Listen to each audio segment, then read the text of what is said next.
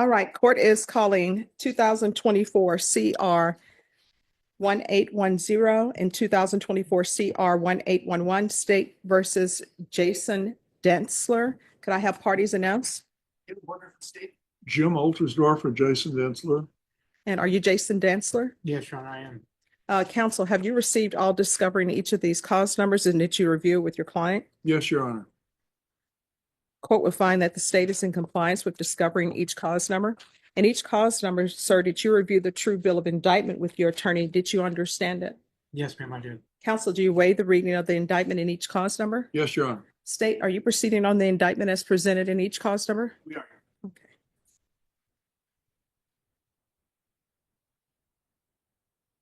And each cause number, did you review the court admonishments with your attorney? Did you understand it and sign it in all the appropriate places? Yes, Your Honor.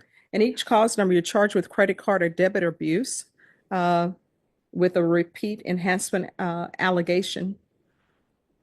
If the state is able to prove up the repeat enhancement allegation, then your range of punishment is anywhere from 2 to 10 years in prison and up to a $10,000 fine. Did you understand? Yes, Your Honor. If you have a plea bargain agreement with the state, the court does not have to follow your plea.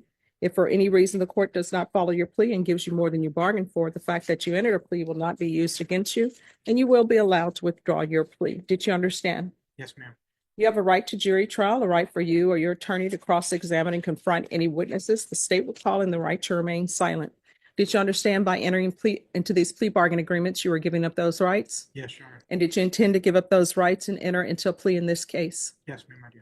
Counsel, in each cause number, has your client been able to provide you with any defenses? Yes, Your Honor. Do you believe he has a rational as well as a factual understanding of the charges against him? He does, Your Honor. Do you believe he's currently competent and was legally sane at the time of the offense? Yes, Your Honor. Sir, has anyone threatened you, coerced you, or placed you in fear to get you to enter this plea? No, Your Honor. Anyone promised you anything other than the plea? No, ma'am. Are you satisfied with the way you've been represented? Yes, ma'am. Are you a U.S. citizen? Yes, ma'am. Court will find that defendant has knowingly and voluntarily waived his right to jury trial.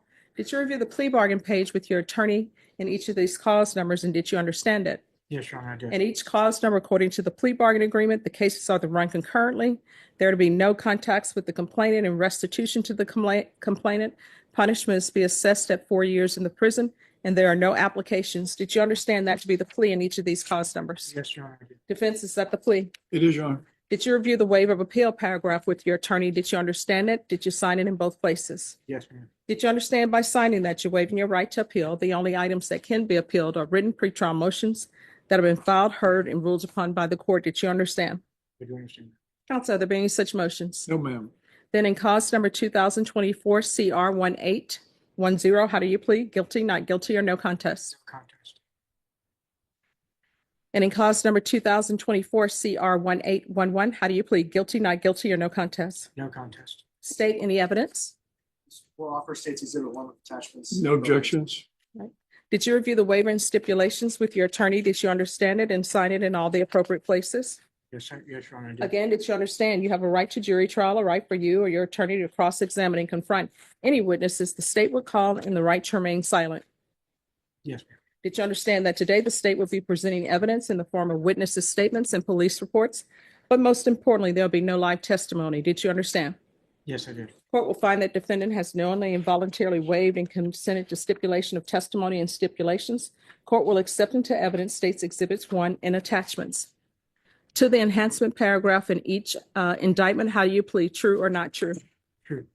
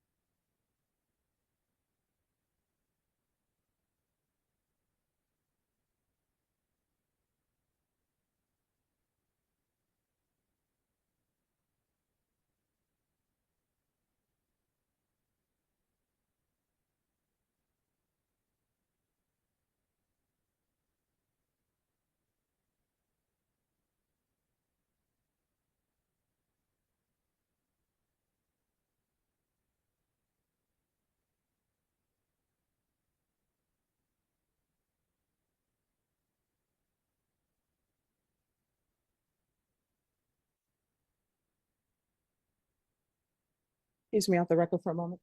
Could you have Jason and come down and tell him to call the defense to come? Oh, all right. If you'll call Jason to come down, and we're back on the record.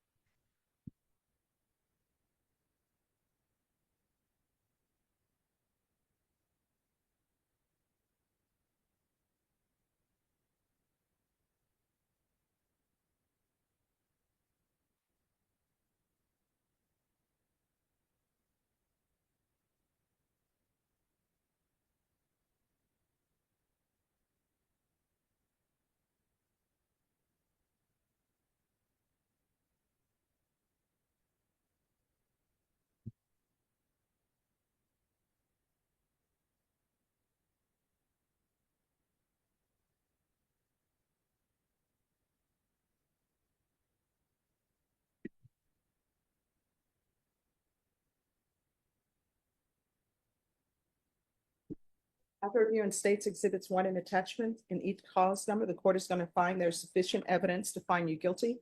In each cause number, the court is going to find the enhancements true based upon your plea of true and based upon states exhibits 1 and attachments. Are you proceeding with sentencing? Yes, Your Honor. Anything you wish to say on behalf of your client? Judge, I took him from the court, the competency court to this court, and he's a nonviolent offender. His history is of a nonviolent nature, including his enhancements. I'd ask the court to file the plea bargain. All right, let's discuss the restitution.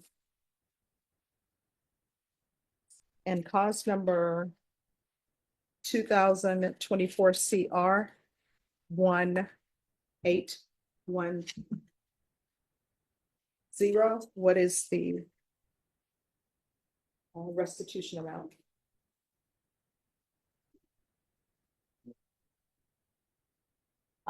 I saw something in the steps that says $6,300. I don't know if that's total or not. That's one case, Judge. I thought that was in the, I've got it backwards, Judge. 2024-1811, I believe is 63, around 6,300. That would be to George Salinas. All right, no, actually, George Salinas's, I'm it's sorry. not the 6,300, the other complainant in the 810. Sorry. right, on the class number ending in 11, the amount is 6,300. And that's to John Kelly Valadez. And in the cause number ending in 10, Wait. So 11, yes. you're saying that's the 6,300 to Valadez? Yes. Okay. And the 10, 0, it's 1,300 to George Salinas Jr. all right. So in that case, I saw that they said there were 2 MacBooks and they were valued at $1,399 each, and there were 2. Am I reading that incorrectly?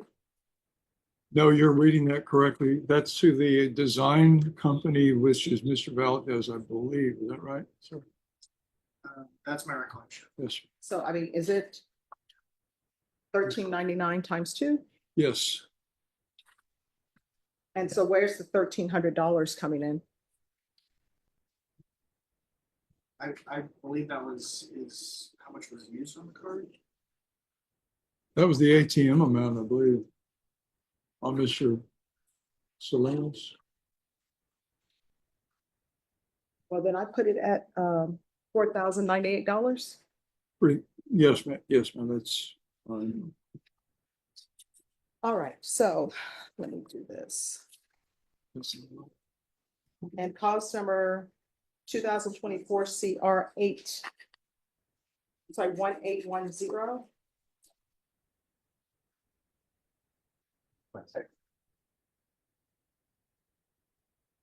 The court has previously stated it's finding you guilty. The enhancement's true. This is the run concurrent with 2024 1811. There's to be no contact with George Salinas Jr. There's to be restitution of $4,000 $98 to George Salinas Jr. And there's to be 4 years in the prison, credit for any time served. Is there anything else with regards to that cause number? Nothing. No, Your Honor. And then in cause number 2024 CR 1811, the court is finding you guilty. The court is finding the enhancement true. This will run concurrent with 2024 CR 1810. There's to be no contact and restitution to John Kelly Valadez in the amount of $6,300, 4 years prison, credit for any time served. Is there anything else with regards to sentencing in that cause number? No, Your Honor. In each of the cause numbers, did you review the document entitled Trial Court Certification of Defendant's Rights to Appeal with your attorney? Did you understand it and did you sign it? Yes, Your Because these are plea bargain agreements, because I followed your plea bargain agreement, and because you waive your right to appeal, you do not have the court's permission to appeal. Because these are felony convictions, you're not allowed to own or possess any weapons or ammunition. If you have a question over what a weapon or ammunition is, you need to speak to an attorney. Do you understand? Yes, Your Honor, I do. All right, and then they gave me 2 other cause numbers. Oh, this is just extra. Oh, thank you. All right, we can go off the record. Here's the thing. You're gonna have to make decisions in your life. Do you want to continue to steal? You know, everything that you stole, is it worth 4 years of your life? No, ma'am. You cannot be building your happiness off somebody else's misery. I know your counsel said these were not violent offenses, but people were still violated. Now you have somebody who perhaps because you took $6,300 out of their bank account, maybe they have payments that come out of their account, their mortgage, their utilities, and maybe all of that bounced because you stole from them. Can't do it.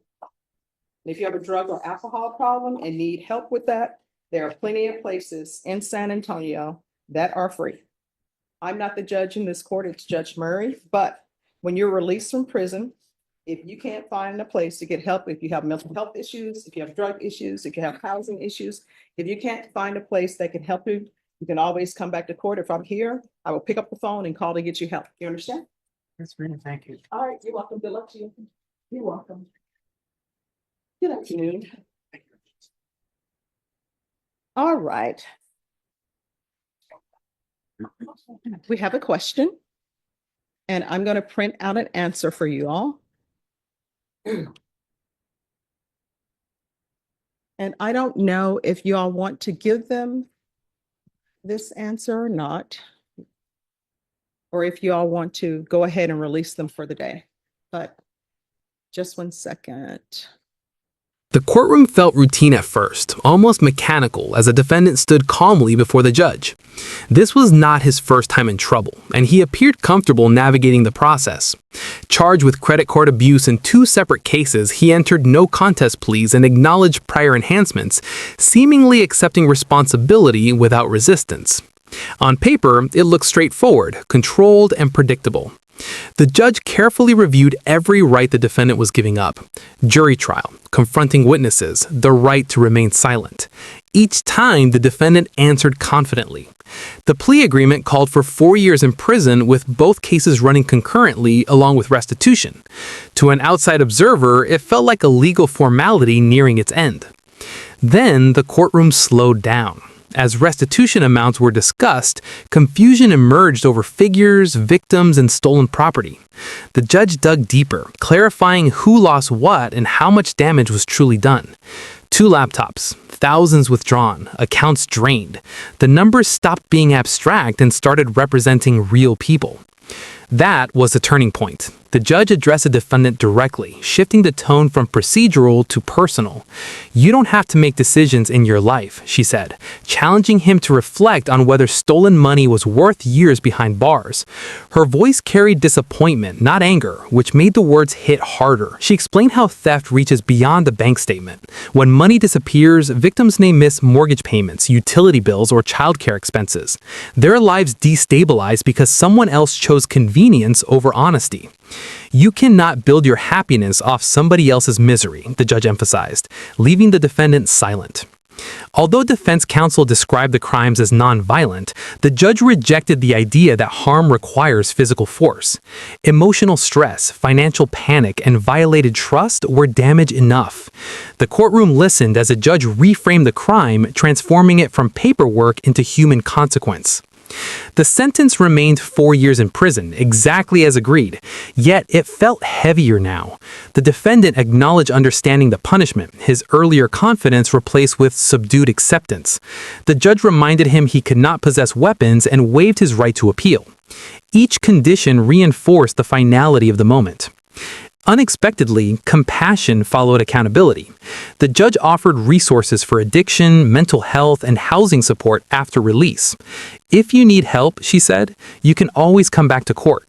It was a rare moment of humanity layered over discipline. In the end, this case wasn't about courtroom theatrics. It was about accountability meeting empathy. A smug sense of routine gave way to reality, and the defendant left knowing exactly why justice demanded its price.